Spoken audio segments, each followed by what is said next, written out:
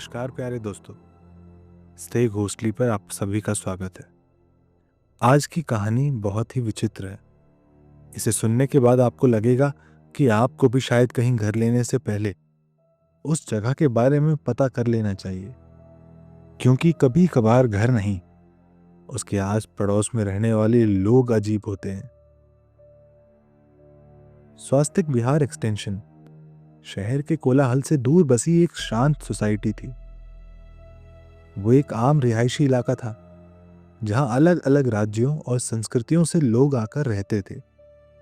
समाज में हर किसी की अपनी मान्यताएं थीं, पर यहां पर एक अजीब प्रथा थी जिसे सब बिना समझे, बिना सवाल किए मानते थे। विनीत 22 साल का एक लड़का इस सोसाइटी में कुछ ही महीनों पहले अपने माता पिता के साथ आया था। वो तर्कशील था और इन परंपराओं को मात्र अंधविश्वास मानता था। उसे लगता था कि आधुनिक युग में ऐसी बातों की कोई जगह ही नहीं होनी चाहिए। लेकिन उसे ये नहीं पता था कि उसकी ये सोच उसे और उसके परिवार को एक ऐसे भयावह सत्य की ओर धकेल देगी जिससे वापस लौटना उसके लिए नामुमकिन हो जाएगा। एक रात सोसाइटी में एक विशेष अनुष्ठान हो रहा था। हर साल ये एक खास दिन सोसाइटी के सबसे पुराने घर के आंगन में किया जा रहा था। इसमें सभी पुरुष सफेद कपड़े पहनकर शामिल होते थे और महिलाएं घर के अंदर ही दीप जलाकर प्रार्थना किया करती थी। इस अनुष्ठान के दौरान किसी बाहरी व्यक्ति को इसमें शामिल होने या इसे छुपकर देखने की अनुमति बिल्कुल नहीं थी। विनीत को यह सब बकवास लगा। वो इस अनुष्ठान का मजाक उड़ाते हुए अपने दोस्तों में बोला, ये सब कुछ नाटक है। अगर कोई इस अनुष्ठान को तोड़ भी दे तो कुछ हो सकता है क्या? मुझे नहीं लगता, ये सब कुछ बकवास है और कुछ नहीं।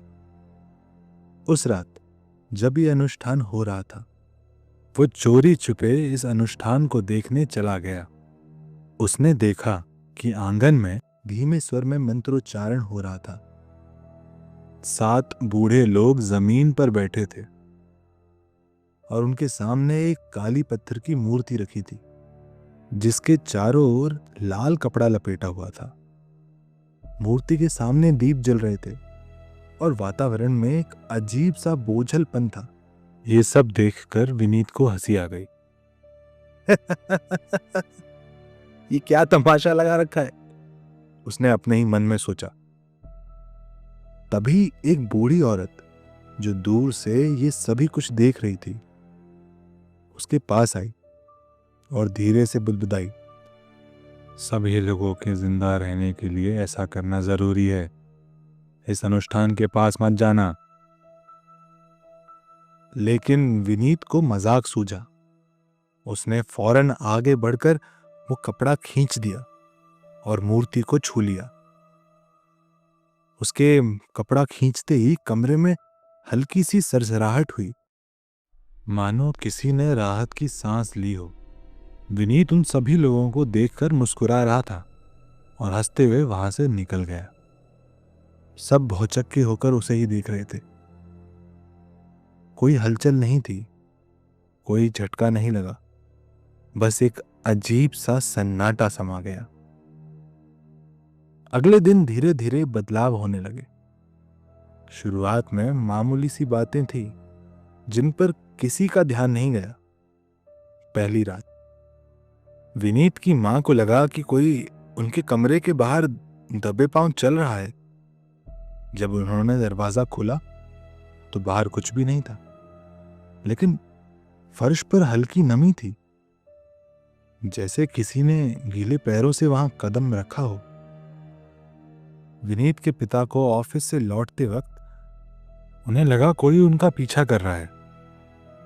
जब उन्होंने पीछे मुड़कर देखा तो सड़क पर भी कोई नहीं था, लेकिन एक किनारे खड़ा कुत्ता लगातार उन्हें घूरे जा रहा था। उसकी आंखें अजीब तरीके से चमक रही थी।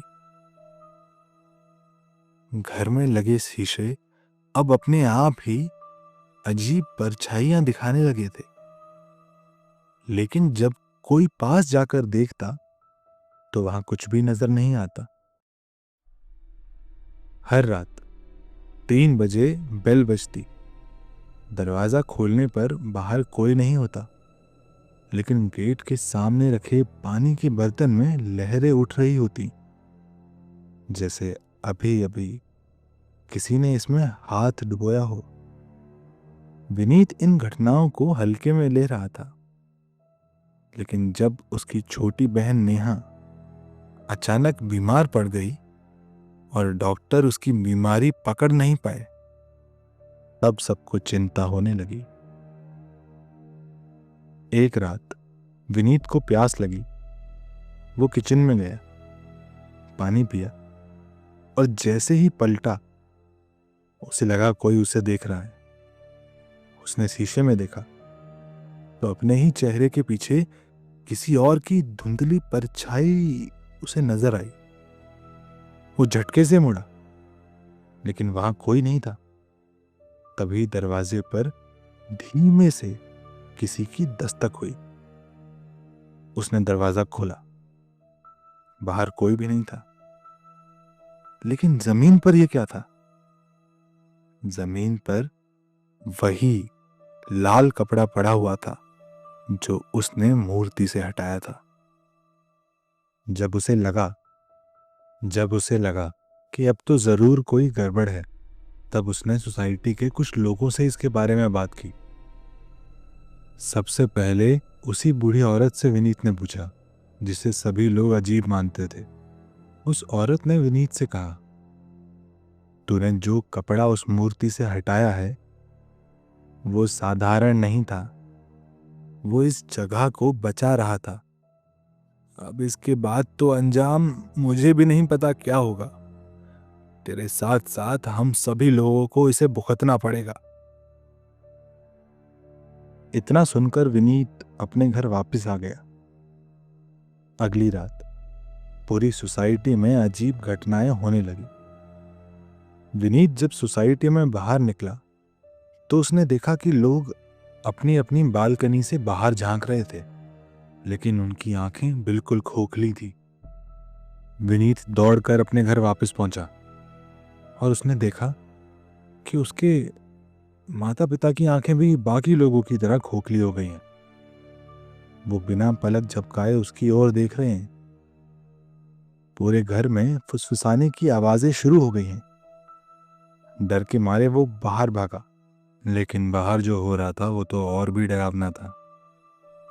पूरी सोसाइटी के लोग एक ही दिशा में चल रहे थे। सामने अंधेरे में छिपी एक धुंधली दिखती परछाई उसी की ओर। नहीं, ये अब पूरी तरह स्पष्ट हो चुकी थी। इस परछाई ने विनीत से कहा, तूने ही इस जगह का रक्षा कवच तोड़कर मुझे यहां से आजाद किया है।